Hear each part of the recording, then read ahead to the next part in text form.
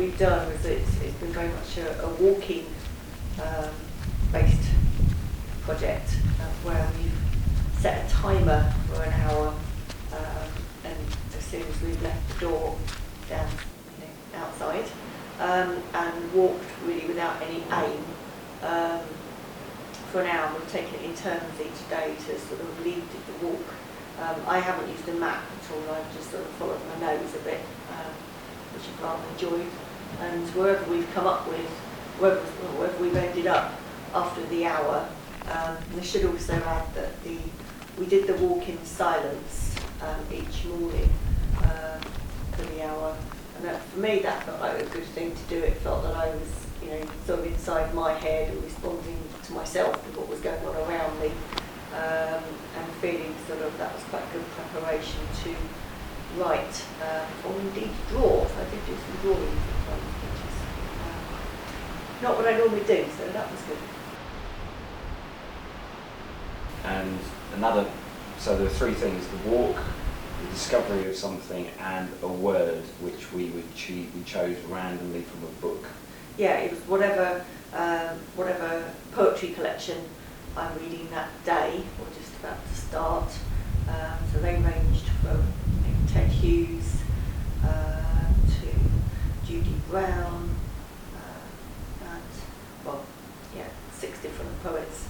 Some of whom were well known, some of whom not so well known. And just chose a word at random. So we had this sort of randomness of wherever we ended up after the hour and needing to respond to that. So I really liked that. And then this random of another word coming in that, ideally to try and somehow work this word into your written piece or your... It should be said that some of the words were quite inappropriate, and that on today, for example, we were on a very wild and windy cove, and the word Porthleddon Beach, which is actually very close. Yeah. And the word was dust. Alive.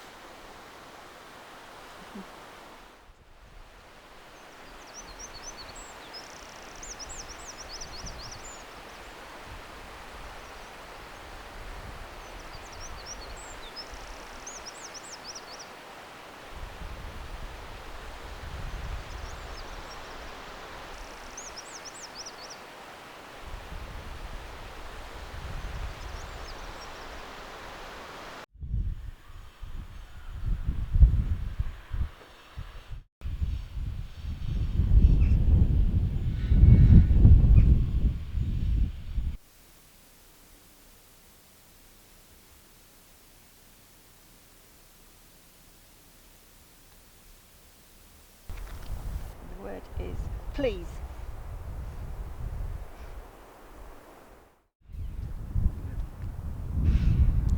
Red rag, metallic. A scrap of red t-shirts pinioned in gorse. A pleasing juxtaposition of hard and soft, of colour and possibility. Was it a hot day and the t-shirt discarded? Or was it forcibly removed by someone who just took? A tatter of that day remains. No soft landing among granite and gorse, bracken and briar. Impossible to know its story, how it came to be punctured by thorns, held, unnatural, among February's lesser colours. As if a clump of tulips had thrust through the cliff, a petal of amaryllis grown giant, the rag pierced like a fairy tale heart. There are other reds, but I can't know this rag's tale. I'll let you take up the ending. Please finish the poem. Whether the prince was kind or not, you must decide.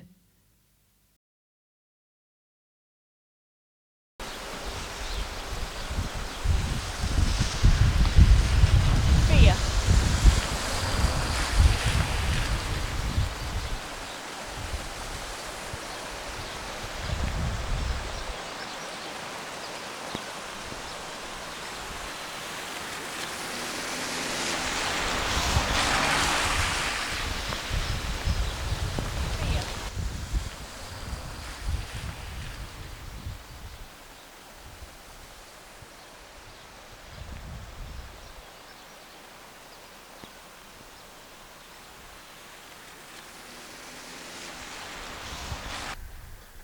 And the word today is thought.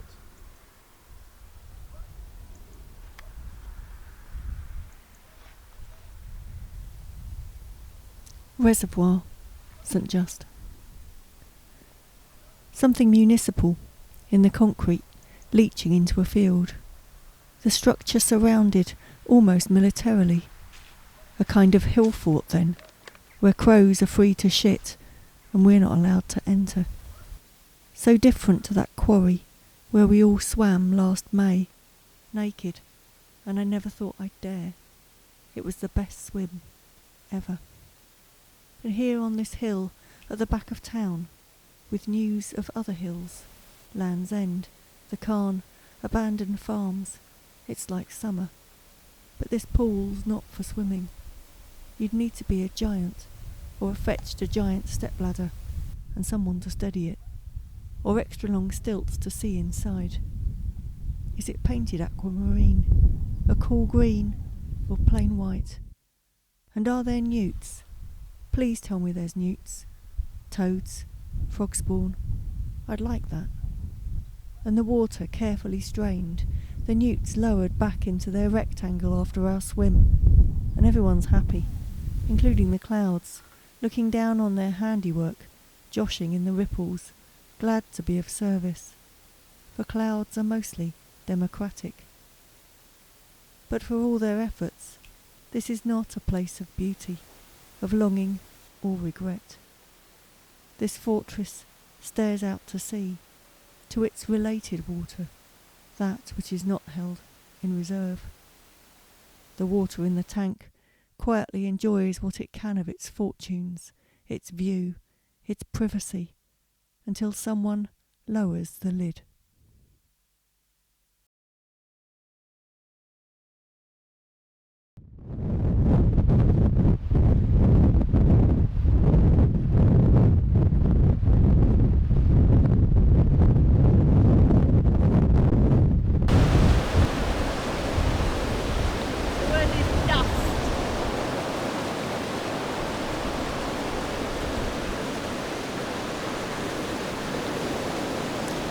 Porthleddon.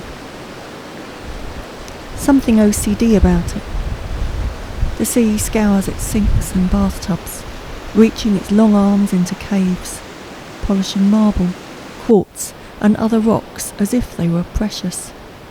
For the sea can love too much, washing the beach like a stubborn baby, frenzying at fingers and toes.